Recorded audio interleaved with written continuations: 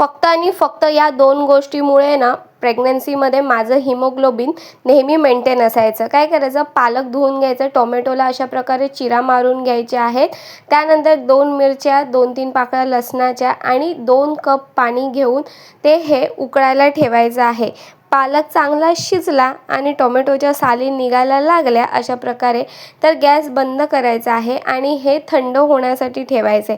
त्यानंतर मिक्सर जारमध्ये हे पालक आणि टोमॅटो सगळं एकदम वाटून घ्यायचं आहे. फाईन पेस्ट करायची आहे. टोमॅटोच्या साली काढून घेऊन फाईन पेस्ट करून घ्यायची आहे. त्यानंतर कढई ठेवायची आहे आणि त्याच्यामध्ये टाकायचं आहे तूप किंवा तेल आणि त्यामध्ये जिरं टाकायचं. जिरं तडतडलं की आपण बनवलेली पेस्ट आणि ते ज्याच्यामध्ये उकळलेलं पाणी होतं ते पाणी ह्याच्यात टाकायचं आहे आणि मीठ टाकून उकळी आली की गरमागरम असं हे सूप प्यायला घ्यायचं आहे. आठवड्यातून 3दा जरी तुम्ही हे सूप प्यालात ना, पालक सूप, तर तुमचं हिमोग्लोबिन एकदम मेंटेन राहणार आहे.